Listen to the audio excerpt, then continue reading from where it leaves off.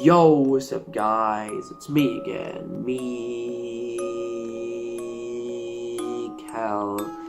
And today, it's Halloween, yay! Don't get caught by the killer clowns, yay! So, I found 2 creepy stories on the internet, and I'm gonna tell them in this video. So, if you feel any way really sensitive about creepy stories, then don't watch this video. And if you don't get scared by the video, then don't get triggered. And it's just that's just how it is. You don't get scared. So my experience with these stories were pretty fine. So I hope they are also fine for you. But if they aren't, just don't take it serious. Just don't judge me, okay?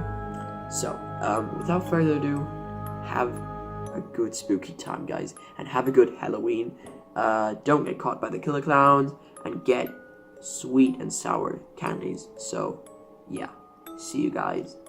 I'm gonna tell them now.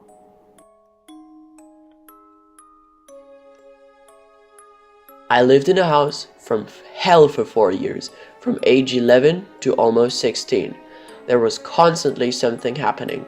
Doors flying open and shut, voices, footsteps. Nothing ever stayed where you put it. I was alone there a lot because both my parents worked and I was constantly terrified. One of the most gut-level disturbing things, though, was the little girl in my bathroom. Every time I walked past my bathroom door, which was constantly since it was right outside my bedroom, I saw a little girl with blonde curled hair and a rose-colored dress. She just stood there, staring, looking like a photograph from 1905. I started keeping the door closed so I could walk by without seeing her, but she was always there when I opened it. Once I stepped in past her, I couldn't see her anymore, but I could feel her there.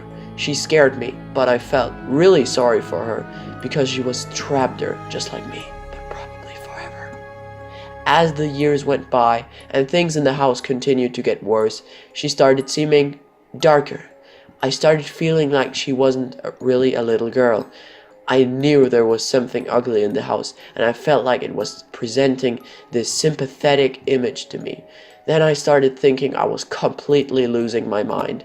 One day, I was 14, I had a friend from out of town come stay with me for a week.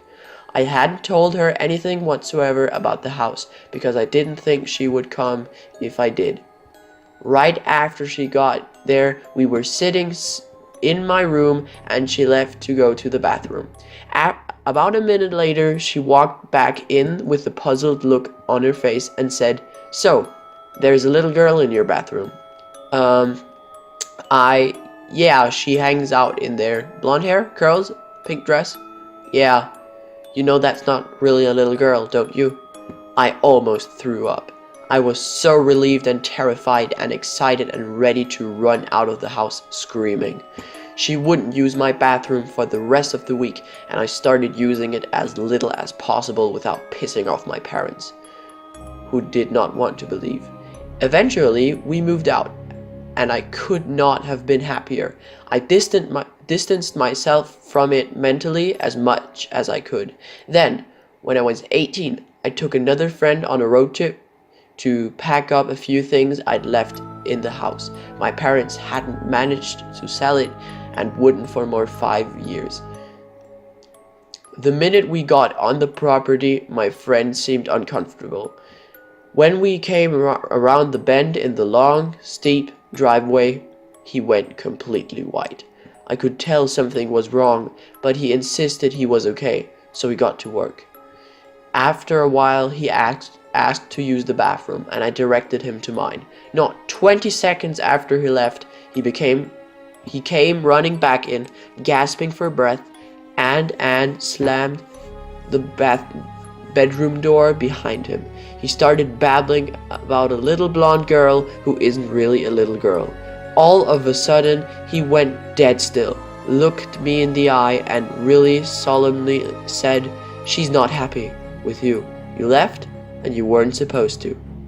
We threw whatever we could grab into trips in my car. After I walked him to another bathroom and waited outside the door, and got the fuck out of at top speed.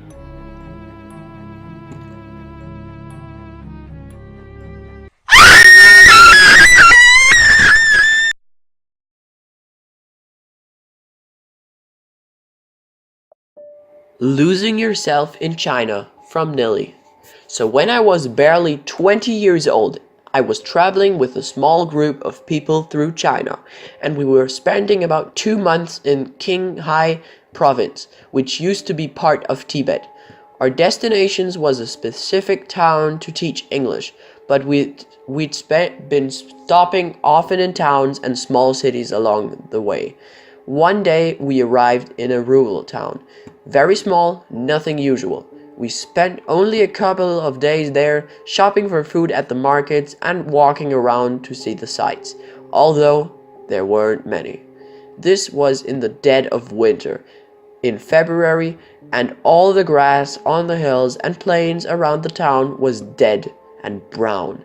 The overall feeling was that of the normal kind of bleakness that any rural place has in the winter.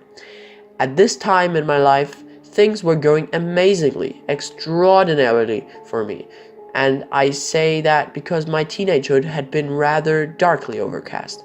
But the overwhelming good luck of being able to travel and these close friends I'd made in the last year had more than changed my feelings and attitude towards life.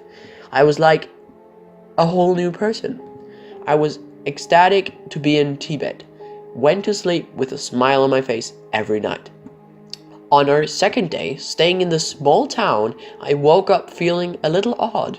Not bad, just odd, like my normal thoughts and feelings had been turned down low, like on a dial.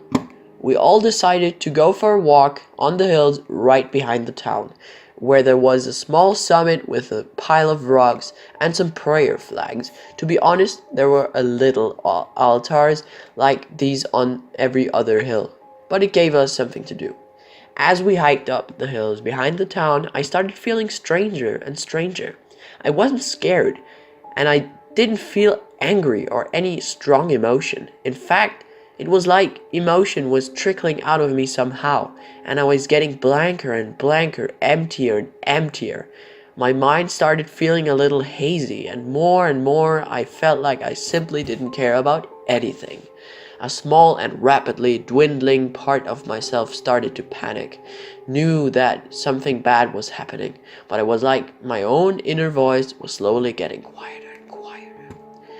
I remember we reached the little summit and simply sank to the ground next to the pile of rocks.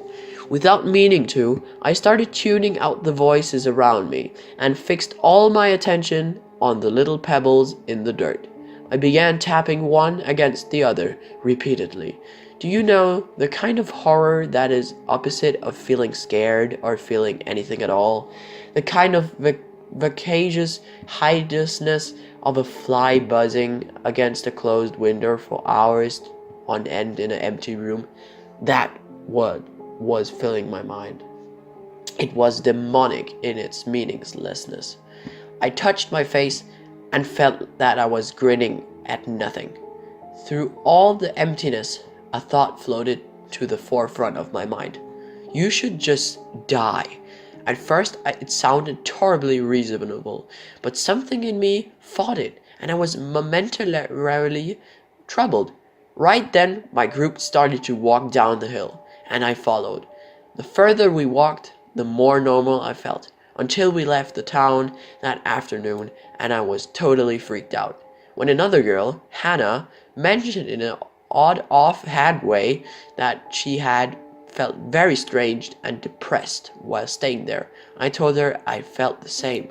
When the group leader mentioned that a local had told him that the town had been plagued with a rash of young women under 25 committing suicide, Hannah and I went white.